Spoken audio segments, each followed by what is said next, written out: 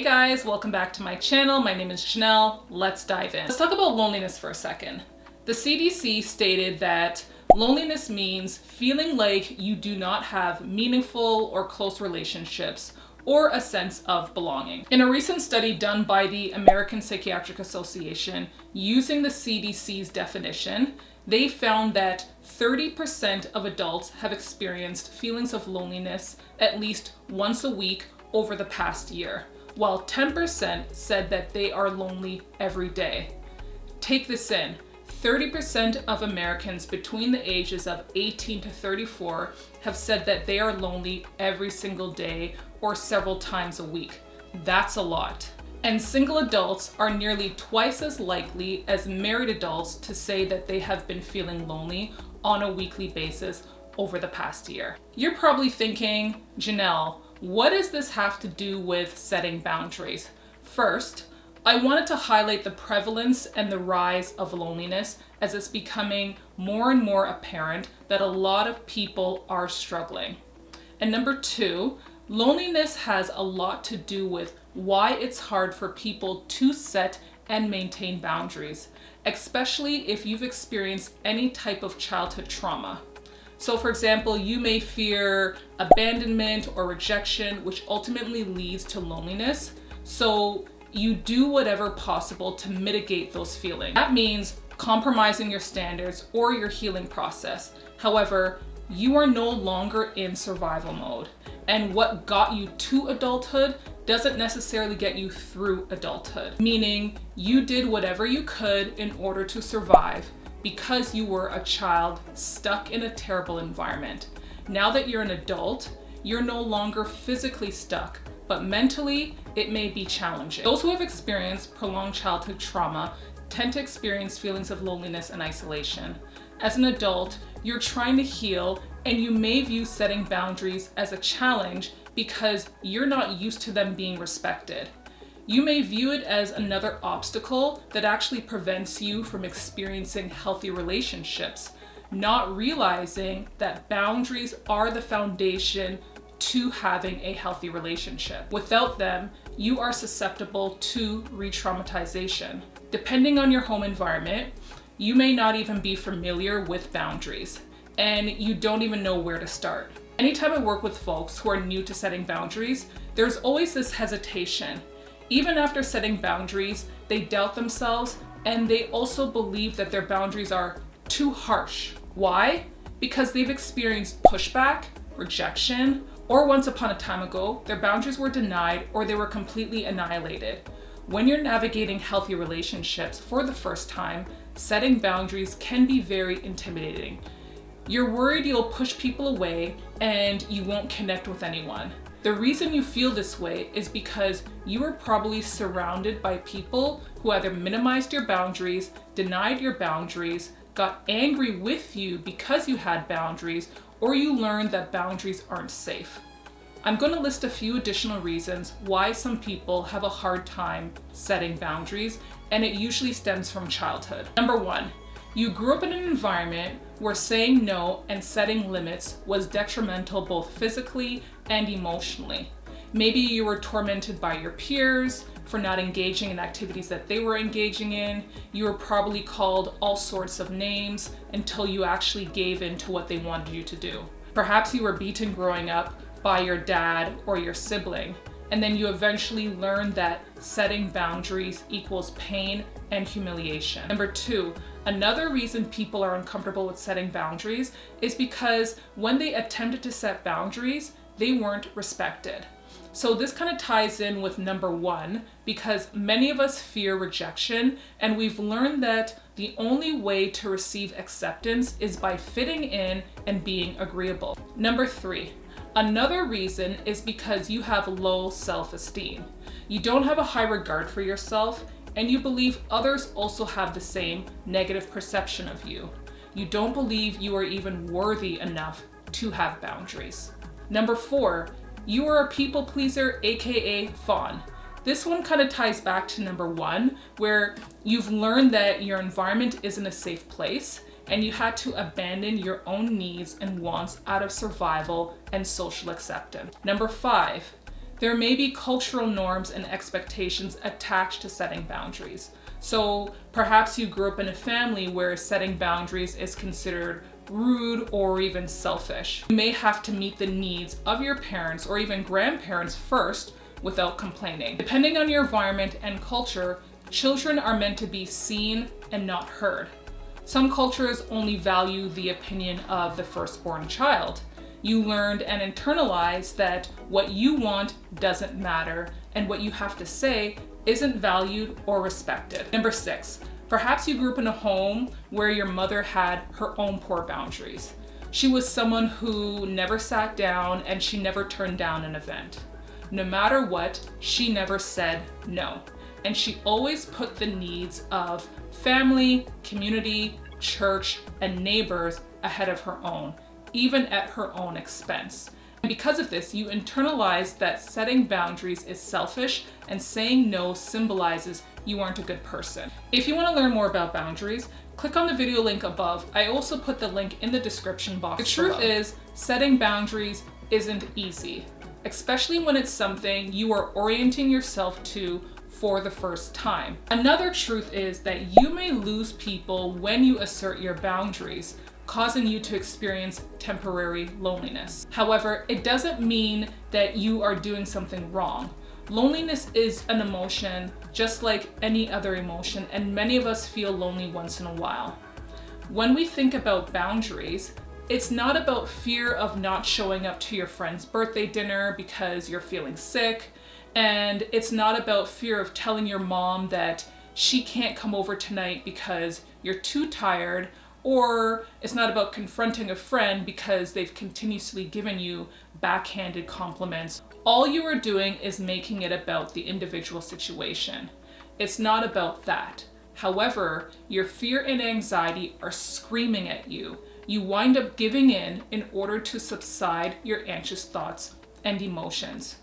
What you actually need to do is get to the root of the matter and confront the truth. The root is fear of rejection, being looked upon as being selfish, people not liking you, fear of being dumped, fear of being seen as a bad person, and ultimately people leaving you, which connects back to feeling lonely.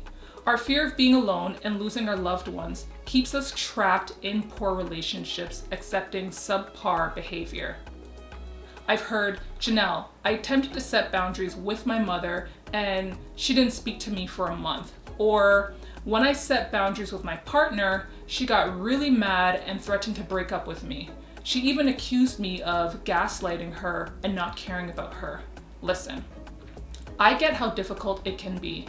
I can imagine how hurtful and scary some of these situations are. However, you are being held hostage to emotional blackmail.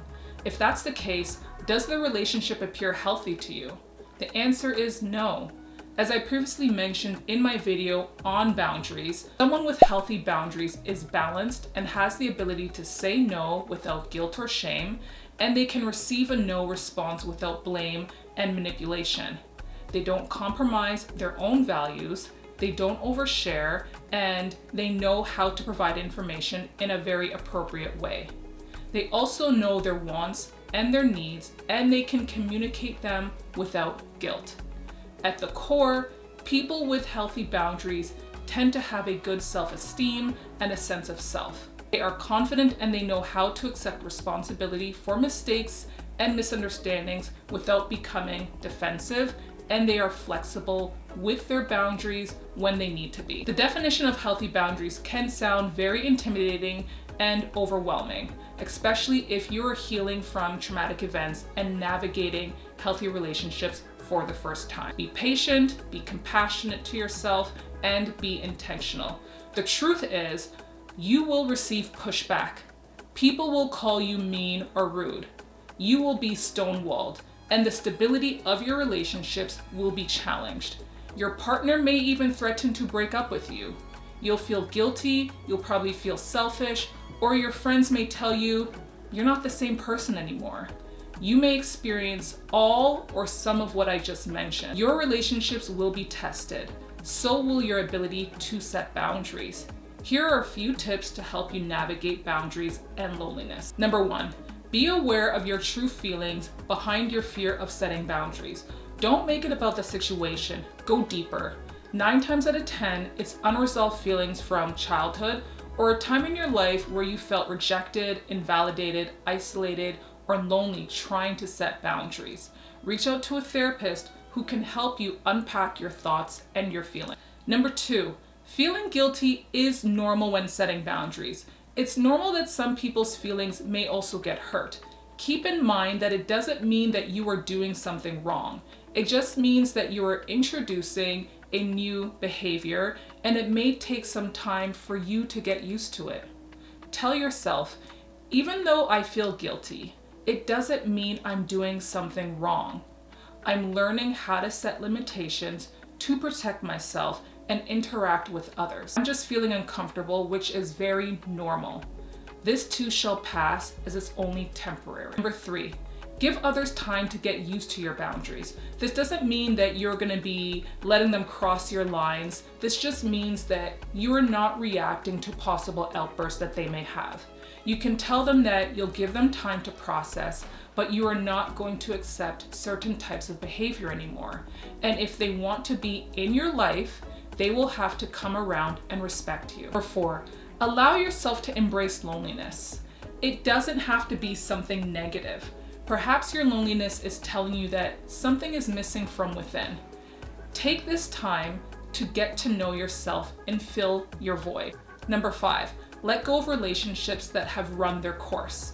As you start to heal, you can no longer ignore the big pink elephant in the room, meaning as you develop self-protection, self-acceptance, and self-esteem and self-love, it will be hard to tolerate behavior that is less than what you deserve. Some relationships are only meant to last for a season, and some relationships are meant to stay in the past. Accept and embrace that you are changing, and it's a good and healthy part of growing and healing. Number 6, be patient, kind, and loving to yourself. I always say, it's a marathon and not a sprint. You will make mistakes. You will take 3 steps forward and 2 steps backwards. It's okay. It's a part of being human. Number 7, it's okay to miss the person. It's okay not to want to let the person go because they were there for pivotal moments that you experienced in your life, even if it wasn't always healthy.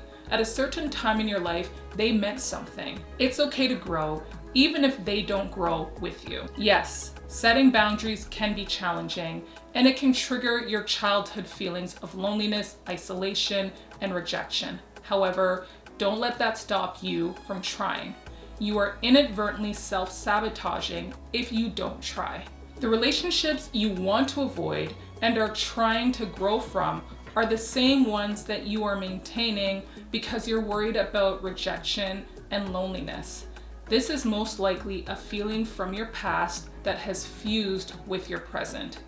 If you think about it, if you can't set boundaries with people who are close to you, you are already alone because they have rejected that part of you, further contributing to your inner feelings of loneliness and isolation. You can't be your true self. If someone doesn't want to respect your boundaries, and if they want to guilt you into feeling bad for establishing self-protection and self-respect, I highly doubt that they care about what you need and what you want. Yes, sometimes it can take a minute for people to adjust to your boundaries because it's new for them as well. That is completely fine. But you don't have to stand still with them as they adjust while simultaneously testing your limits. They will reach out to you and have a conversation with you because they don't want to lose you. Connect with a therapist for support to help you navigate. I know therapy isn't always financially accessible for everyone. There's a company that you can try called Open Path Collective, which is a nationwide nonprofit network that charges between $40 to $70 per session with a one-time fee of $65. This is not sponsored. I just want to provide you guys with information on accessible therapy. If you made it to the end of this video, thanks for watching. If you're open to sharing, comment below if you are struggling with setting boundaries and how you navigate loneliness. you may be able to help each other out in the comment section. Don't forget to like, subscribe, and share, and check out my previous video after you finish watching this one. Bye for now.